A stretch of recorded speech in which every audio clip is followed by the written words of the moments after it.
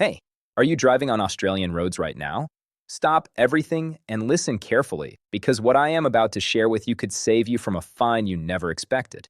This April, authorities across Australia are cracking down hard, and drivers who are not prepared are already paying the price. Do not let that be you. Stay right here, because this video could be one of the most important things you watch this month. Welcome back to Australia PR Insider, the channel that keeps you informed, prepared, and one step ahead of every rule and regulation that affects your life in Australia. If you are new here, welcome to the family.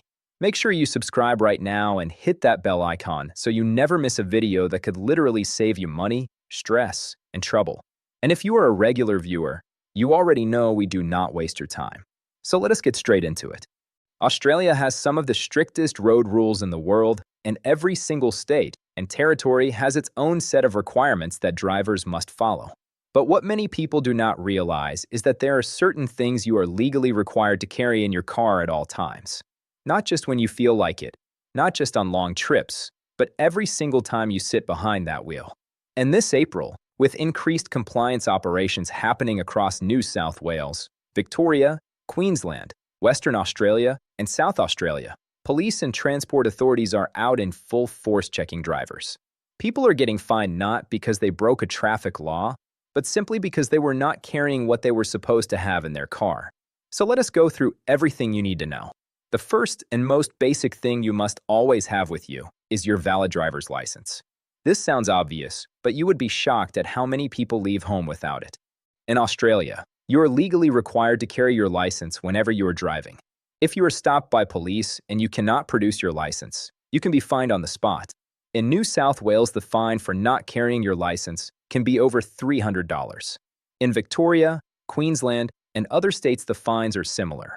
Now many states do allow you to show a digital license on your phone through the official government app. But this does not apply everywhere, and the digital license must be the officially approved version from your state's transport authority. A photo of your license on your phone is not acceptable and will not save you from a fine. So always double-check that your physical or digital license is with you before you leave home. The second thing is making sure your license class matches the vehicle you are driving. If you hold a car license and you are driving a motorcycle, a heavy vehicle, or any other vehicle that requires a different license class, you are in serious trouble. This April, police are particularly focused on drivers who are operating vehicles outside their license conditions. If you upgraded your vehicle but forgot to upgrade your license, now is the time to sort that out before you get caught.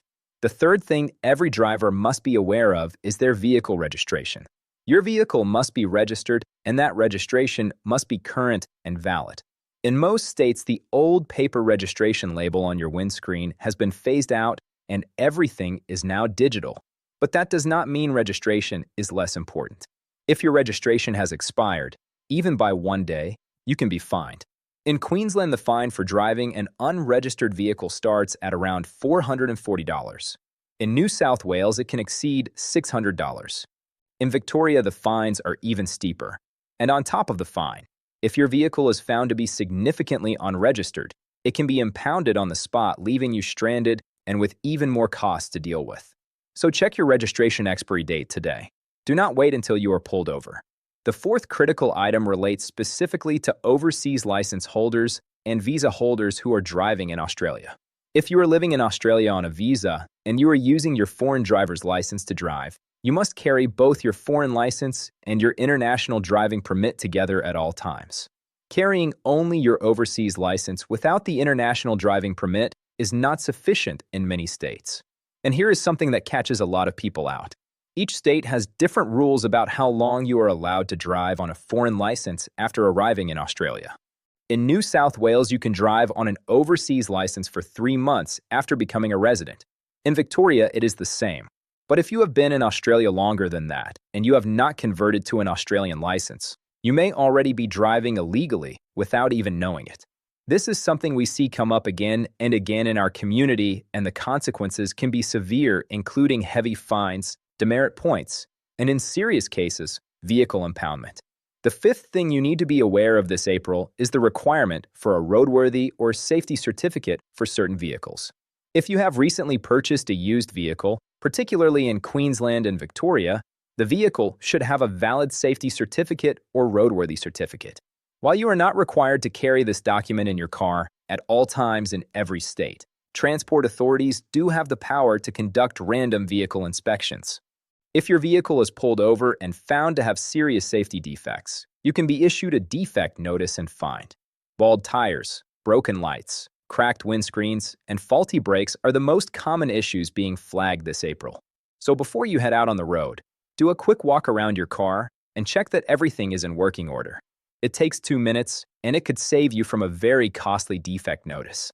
The sixth thing is specific to anyone driving a commercial vehicle or transporting goods for business purposes. If you drive a truck, a van used for deliveries, or any heavy vehicle, you are required by law to carry a valid logbook that accurately records your driving hours.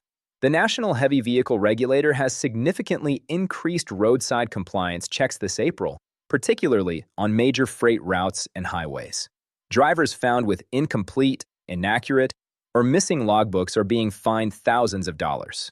If you employ drivers or manage a fleet, this is your reminder to make sure all your drivers are compliant right now, because ignorance of the rules is not accepted as an excuse.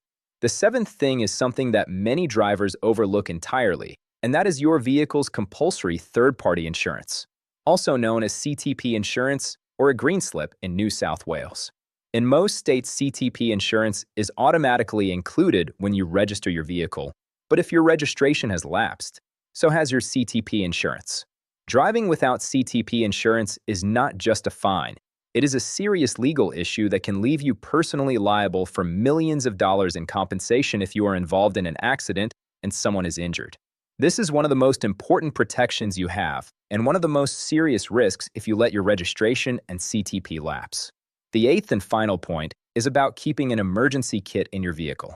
While this is not a legal requirement in Australia the way it is in some European countries, transport authorities and road safety organizations are strongly urging all drivers this April to carry a basic emergency kit. This should include a working fire extinguisher, a first aid kit, a reflective triangle or warning device, a torch, and a mobile phone charger. In remote and regional areas of Australia, these items can genuinely save lives. And with summer road conditions still affecting some parts of the country in April, being prepared is not just smart, it is responsible. So to summarize everything before we wrap up, always carry your valid driver's license. Make sure your license class matches your vehicle. Check that your registration is current and not expired. If you are an overseas license holder, carry both your foreign license and your international driving permit. Ensure your vehicle is roadworthy and has no defects. If you drive commercially, keep your logbook accurate and up to date. Never drive without valid CTP insurance. And consider carrying a basic emergency kit every time you hit the road. These are not complicated things. They are basic responsibilities that every driver in Australia must take seriously. And with authorities ramping up checks specifically this April, there has never been a more important time to make sure you are fully prepared every single time you get behind the wheel.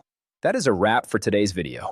If you found this helpful, please share it with every driver you know in Australia, because this information could genuinely save someone from an unnecessary fine or a very stressful situation on the road. Drop a comment below and let us know which of these points surprised you the most. And if you have any questions about driving rules, licenses, or anything related to life in Australia, leave it in the comments and we will cover it in an upcoming video. Do not forget to like this video and subscribe to Australia PR Insider, because we are always here to keep you informed, prepared, and protected on your Australian journey. See you in the next one.